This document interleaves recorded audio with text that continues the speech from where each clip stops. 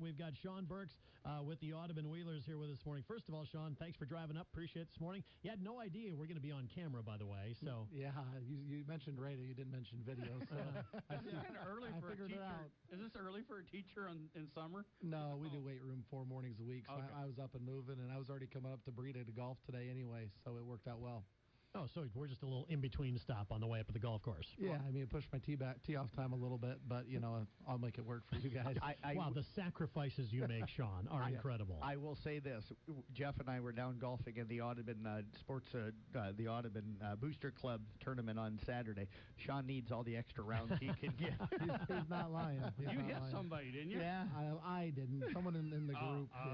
That was Well, you not got me. blamed for it. And we will got to say this. There was a young lady that was working one of the tees, Olivia Clucky, and she was helping Molly Lang tell us about what we could win and what we could do. It was a roll the dice game, and all of a sudden she took a shot right in the back off of a drive, and she didn't even flinch. You got to give a shout out and a kudos to her.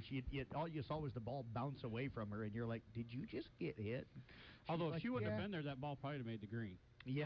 We're wrong, Green. No offense. I can't hit it that far, so I know it wasn't me. Yeah, next thing you know, Sean comes pulling up on his golf cart. Is there a ball around here somewhere? I wish I could say I hit it that far, but it was not me. But. Yeah, I want to thank you. What a great event that was, and we had a ball down there with all the coaches, and shout out to our group. That was a fun day, and boy, I'm glad you invited us down there. We had a lot of fun. Thanks for coming. We're always looking for suggestions. We're always looking for new teams, but more than anything, it's just a good way to kind of brag about what we're doing down there and get that support. A lot of local businesses sponsor it. Glad to have a few out of towners to kind of see some of those things, and we try to pair up people who we think are gonna get along with other people or similar golfing ability or whatever, and. It sounds like the group you paired with you might have golfed a little bit better, but the social aspect sounded like it was a good time. Yeah, they're shooting 14 under. We're not in that class. Well, and if they wouldn't have had Monty on the tee, Monty Rebuff, they'd have shot much better. But, he kind of drunk them down just a little bit. John, this is a new one for us. And I'm not going to call the guy out, but there was actually a ball, a tee, and a driver left on the tee box. I've seen clubs left before, but never a driver on the block. It was a roll of dice game. He'd put his stuff up there. So we won't tease him until volleyball season. But Mr. Subert, you left your club there. When you golf with Monty all day, you probably don't need a driver. So you probably didn't notice there were a couple holes as far as Monty hits.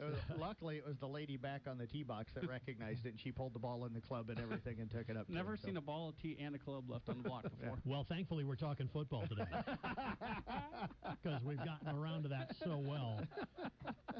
It's like herding cats in this studio, literally trying to get them to focus on one subject. Let's talk football, Sean. Of course, practice is underway.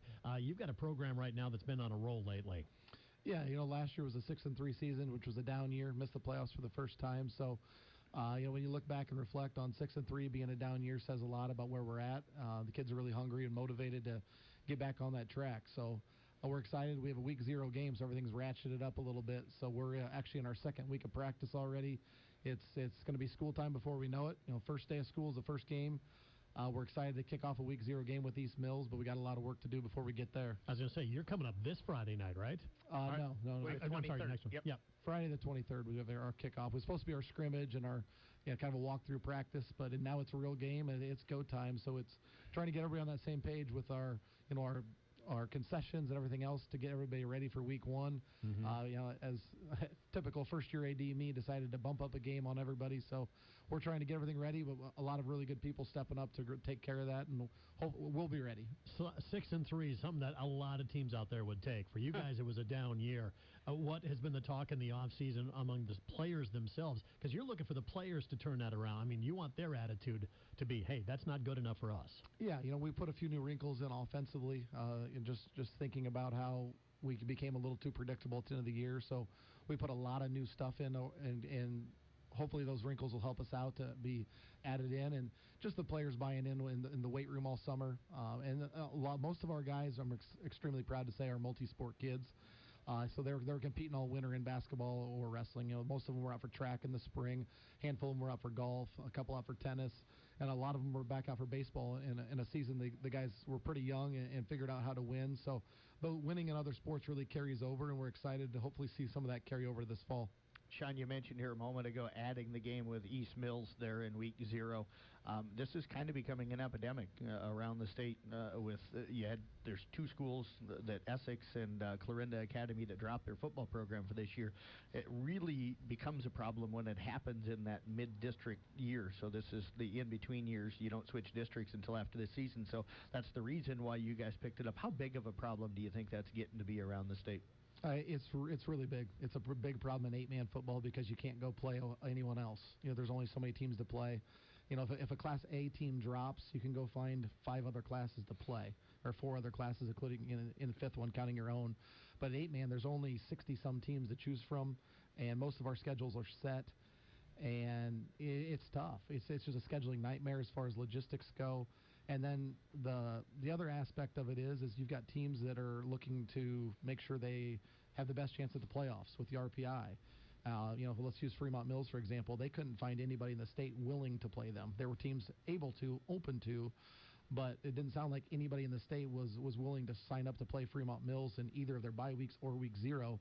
So they've had to go across state borders, it sounds like, to try to pick up a couple games in Nebraska. So, with just the way it is between the teams dropping out mid-cycle, teams trying to kind of pad their schedules or build their schedules a certain way, there's definitely some issues there.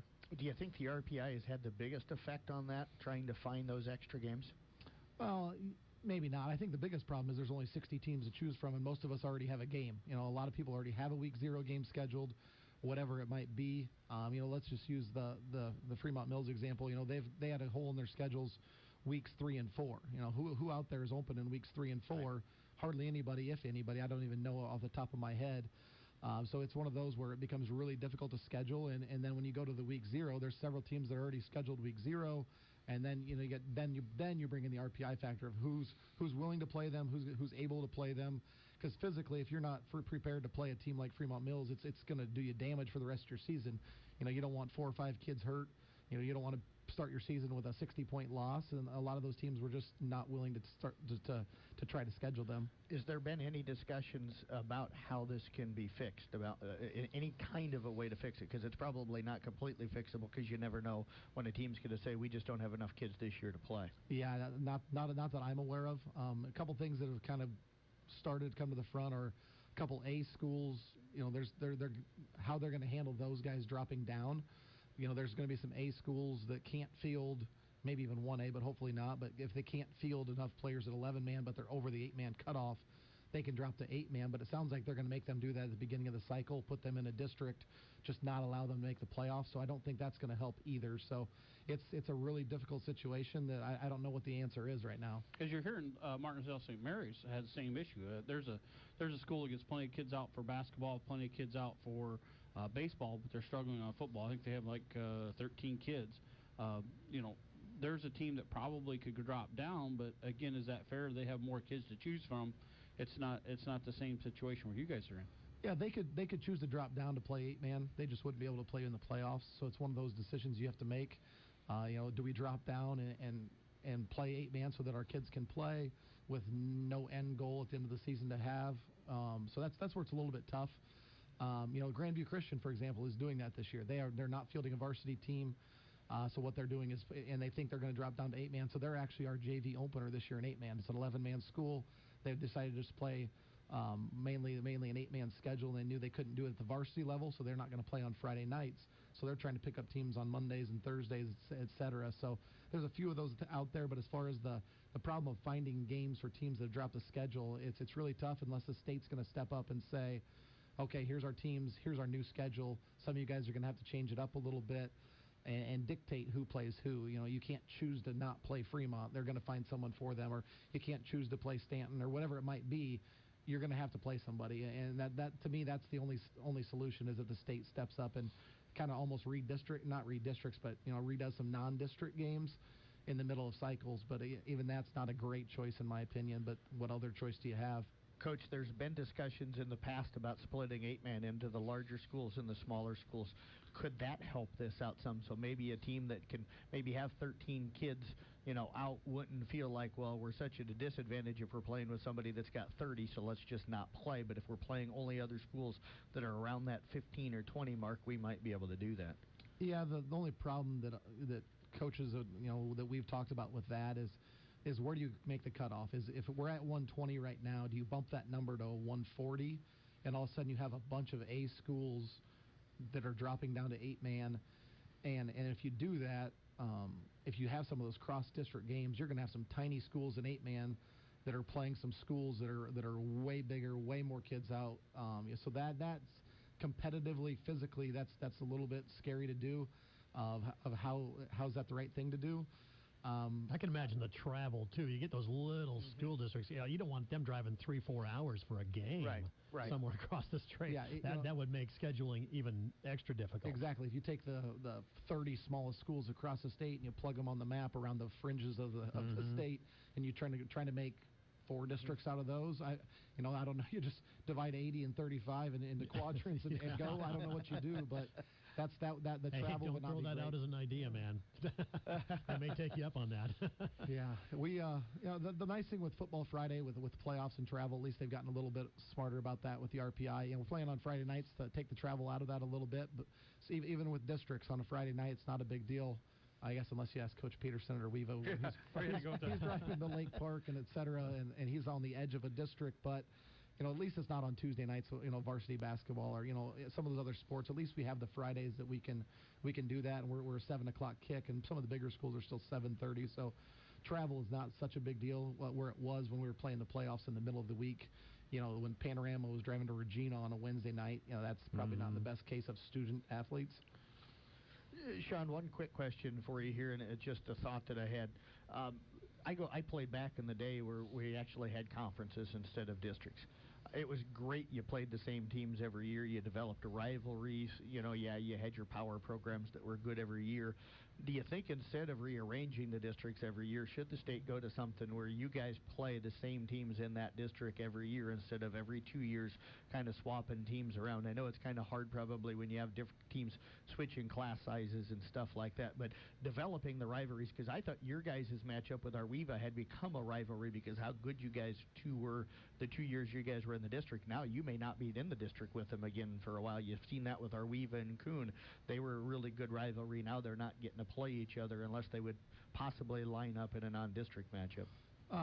No, for our sake, if we're playing trainer every year in football, it's not for us being the smallest school. But as far as making a football conference or football district that stays, somewhat possibly.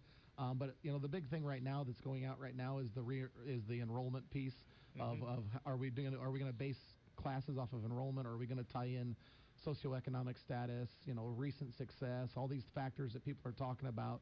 The nice thing with districts is typically they don't change a ton. So, like this year we lost our Weeva out of our district, like you mentioned. There's in 2 years they might roll back in. You might lose someone off the edge. We didn't have Exira and Cam for 2 years, and why we weren't playing those guys, would have seemed like a logical rivalry for us. Right. So we picked them up in our non-district, not by chance. So that worked out really well. The piece that I want to do to help save that I've been a proponent of, that I've shared with Mr. Tharp of the state, et cetera, of other people, that I think is gaining some traction, is allow 8-man schools to put in for their non-district. Every other class gets to have a choice of who they play non-district. Give us a choice. Give us a choice so we can save some of those rivalries. That way we know, okay, here's the 7 teams in our district. Who's not in our district that we still want to play that would make sense? Who's going to bring a gate as far as, some of those things that, like we're playing Fremont Mills and Remsen St. Mary's. 2 great programs, two good challenges for us, and they'll both bring a gate, which is fine. But there's other schools out there that don't have that luxury. Some random crossovers that don't make a lot of sense that you probably could have pieced together. But the state's trying to make your schedule for you. They're trying to put teams up that may or may not compete. But I think you just give that to the head coaches and the ADs and say, who do we want to play year in and year out? And that would maybe help save that a little bit. Even if they're not in your district, now the way RPI plays out, all 9 games matter. So that the emphasis on that's still going to count. Sean Burks, head coach with the Audubon Wheelers. We're going to be back with more conversation coming up in just a minute. This is KCIM Sports Rewind, brought to you by St. Anthony Regional Hospital. As the athletes at your house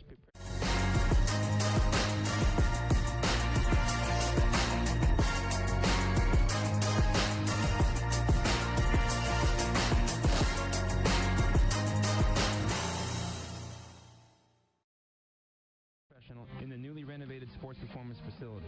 If an injury is keeping your athlete out of the game, call St. Anthony Rehabilitation Services at 794-5000 for sports injury and treatment rehab.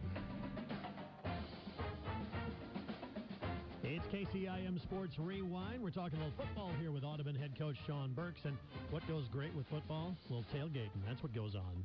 Oh. And, we were talking about this off air a little bit. Carroll Lumber, by the way, has some great Traeger smokers right now. I mean, they are fantastic. I don't know if you guys own a Traeger. I'm looking outside. I don't see one. Yeah. Where is it? Yeah, you requested the Traeger smoker right Boys, outside the window here. You want a from live online. read? Go bring me a smoker out here. We'll cook some meat every week. We'll give you a live read. We got video. I'll show you eating. That's what we need video of us eating ribs while we're doing Rewind. You want to Is sell that- some Traegers? Feed us. Oh man, yeah. These things are awesome. Wood pellet grills. You know that I've tried the electric smokers. You guys tried Yep. those at all? Yeah, You guys, and do you that guys didn't smoke work. stuff at all? By the way. Oh, I don't, but some of our guys in town do. Monty Rebuff's our primary smoker. He's the resident expert in Audubon. I was going to say, if you don't smoke, you got to know someone who does. Yep, Because that's the absolutely. way it rolls. So these things just feed the wood pellets. They keep a constant temperature. They are awesome. Beef, chicken, pork, you name it, they can be smoked. A wide variety of flavors too. Apple, my personal favorite. You know, a good test would be is if we could do it. Because if us three monkeys could actually cook it, anybody could. Anybody could. And Traeger's makes it easy. You can pick them up at Carroll Lumber once again, smoking for that great flavor. They're located Wall Lake, Lakeview, Odebolt, and, of course, right here in Carroll. So stop on by Traeger Smokers. You don't get any better in the business than Traeger. Talking with Sean Burks, once again, the head coach for the Audubon Wheelers. We had a text from our listener, our one listener, Uh-oh. Dan Pomeroy. He said he wanted to know why the Clucky twins were so tough. He knows why the Clucky boys are so tough. That's why he asked the question.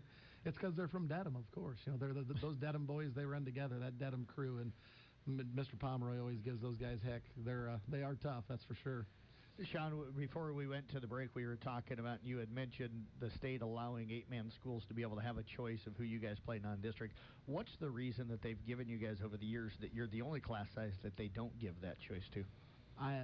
The answer has been that there's only so many teams, and they're afraid that those top-end teams will be teams that don't get requested, so they're going to have to stick someone with it. So I think that's kind of what they've been leaning towards is there's no choice to go up or down classes, so they know what 64 teams have to be paired together so they can do it, so to speak, and that's where it's been. But it doesn't, like I told them, it takes some work off their plate. Yeah, there's some teams that logically want to play each other. You can start there and then go after that, but I think we're maybe getting there. I don't know if it'll be next year or not, but I hope so. But with the RPI, I mean, somebody like you guys playing at Fremont Tabor Mills, it really doesn't hurt you as bad as long as as long as you're playing a team that does well the rest of the year. If we would have played somebody else, I think we'd probably get in the playoffs at 7-2, though. Yep. When you start off the year with that loss and then we lose one in district play, you have no room for error after that. So it can be, help you absolutely. But at the same time, the losses rack up in a hurry.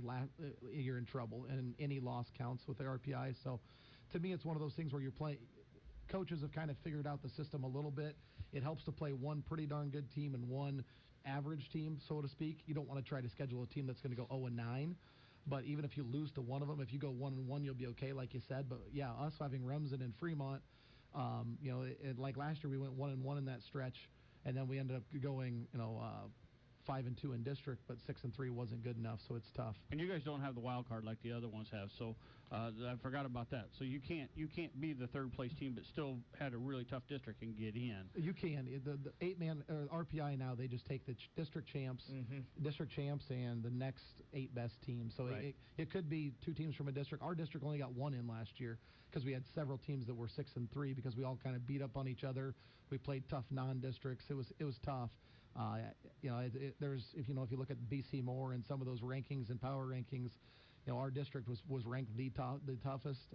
We were sitting, I think when the playoffs started, we were like 5th or 6th in the power rankings, and we weren't one of the 16 to get in. So it's not a perfect system, but hopefully we keep making some progress there. Is the BC Moore rankings or something similar to that a way to counter that, what you were just talking about, the fact that you guys beat each other up because of how good that district was? You were only able to get 1 in when you deserved more than 1. Yeah, there's definitely some things that need to go into it. RPI, as far as the big thing it's missing is your point differential. Right now, a loss by 1 and a loss by 60 count the same. and that's tough. We lost by 6 or 4, whatever it was. We lost by less than a touchdown at Exira, less than a touchdown at Anita against Exira EHK and CAM. Those 2 games were a combined 10 points, and they're weighted like we lost them by a combined 100 points. And Fremont Mills, we lost by 18 late. But it's one of those things where we knew no matter if we lose, you lose. So we went for it on 4th down on our own 15, where late, if point differential played into it, we might not have done that. So, we lost our 3 games by less than 30 points against 3 teams that were really, really good. 2 of them were district champions. 1 of them went to the Dome. Yeah, the tough schedule, I think, like you said, if there's some sort of point differential method tied in there, it would really help. Tell you what, we got to talk about the team this year. We've been talking about everything else but what you guys are going to do this year. We're going to step aside, take one more break. Back with Sean Burks, once again the head coach of the Audubon Wheelers, next. As the athletes at your house prepare for hard work and fun.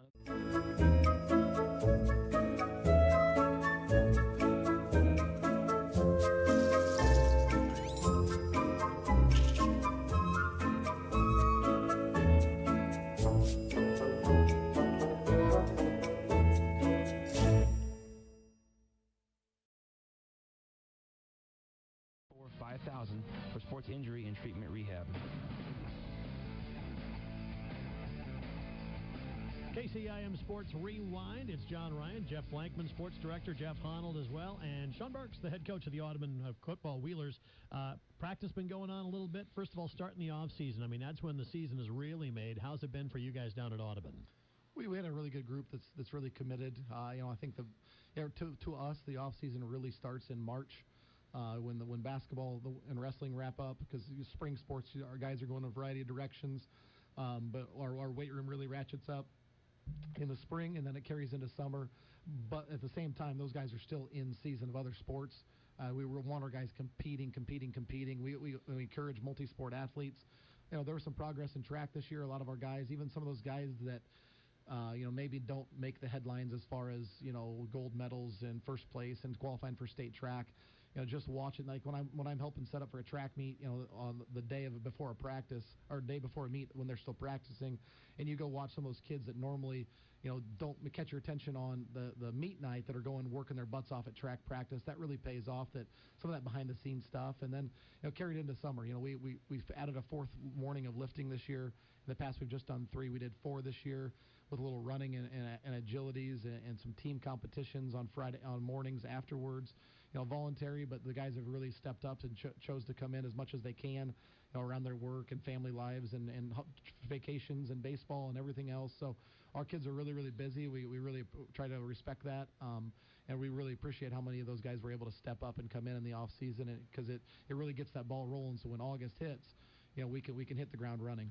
Sean, you mentioned you want your guys to be multi-sport, but you also want them into the weight room and doing those things. How do you guys as a coaching staff down there work with each other so well that you can get everybody involved in everything and allow the school and the team that's in season to be able to still be the dominant team?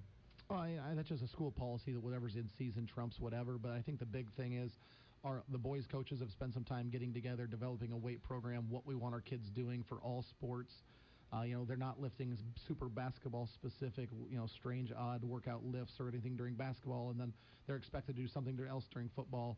And for the most part, we're doing things to build athletes, build movement, build strength, keep the kids moving.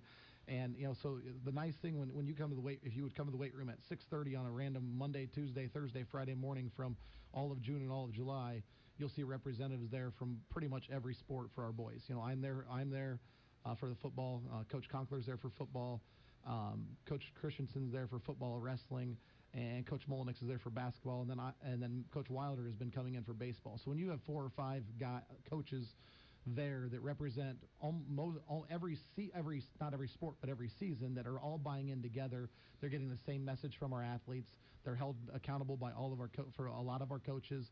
And they're on the same page that they know that that's expected. They can't play the football coach against the basketball coach or any of that, and it's that message all year long. When basketball hits, Coach Molinix will have the lead, and it'll be the same thing where we'll still be in there at different times watching our athletes that aren't basketball players that are in there in the winter, but it'll still be pretty much the same program. It might just be ratcheted up for off-season kids. So the communication, the buy-in from all of our coaches that are there, and just the kids see that, the kids know that, and I think it's been really good for us. Getting a constant message is important, but you need those kids in the weight room leading the way. Most of all, telling the younger kids this is how it's done.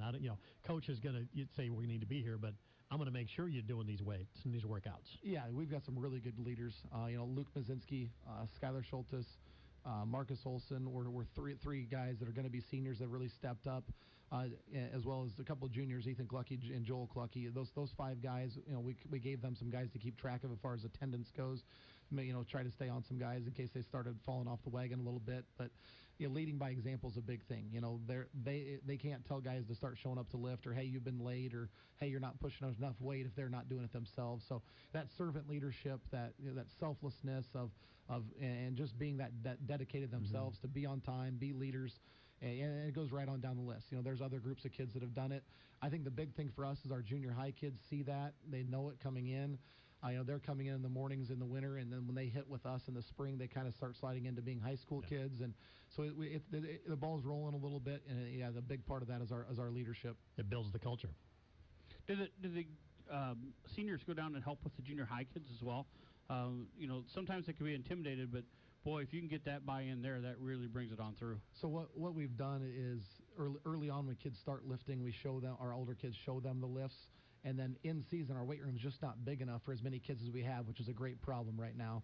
So what we've had is our high school kids will come in early, like 6:30 during the school year. J high kids will come in about 7. So as the high school kids are finishing, they'll still see some of that, which we kind of like the overlap. And as they're warming up, stretching out, they see, oh my gosh, look how much weight is on the bar. Look how well this kid moves.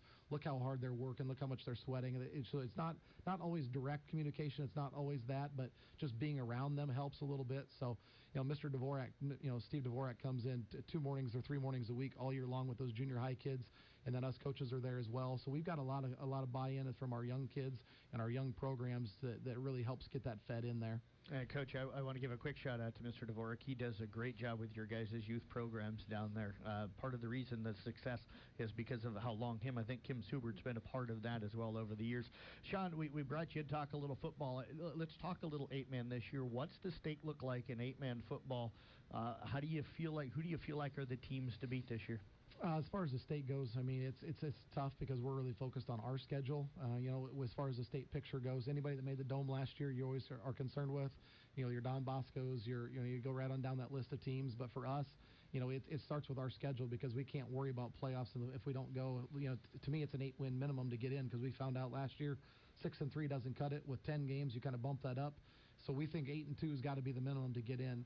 So just to be safe, and you control your destiny. That's the beauty of it. So it starts week 0, and I don't know what the power rankings, what the RPI, what all those things are going to say, but I would put our schedule up there with anybody this year. East Mills was a 7-2 team last year. Fremont Mills was a Dome team last year. Remsen St. Mary didn't have a senior on the team and was nearly in the playoffs in a really tough district with Newell Fonda and Arweva. And then we start district play. Exire HK, Cam, Coon Rapids, Glidden. Oh my gosh, Woodbine will be loaded again this year. So there's a lot of really good teams in our area, and we've got to take care of business week in, week out because we found out that 6-3 is pretty darn good, but it's not good enough. So we know that we've got to raise that bar a little bit this year to make sure and take care of business. And, Sean, I know that you're one of those coaches that as the season goes on, though, you put together a little map. You got your little pins that you're sticking in there. How much work and effort and homework do you do on that? More than my wife would like, probably. It's one of those where you don't do it too early, but as you get to the middle, latter part of the season when you can start maybe eliminating some teams or start pigeonholing what districts are going to have so on and so forth. But it's one of those where you try to do it just to kind of have an idea, but it doesn't. We don't share that with the kids. I don't even really share that with my assistants too much. It's kind of just for me in the back of my mind, because the way with Huddle Film Share is you can pull anybody's film any week, right, but you only have so much storage. You got to be selective of whose film are we going to start pulling, so later in the year if we want it we can have it. So it's tough for me as far as that plan of who we're going to start pulling.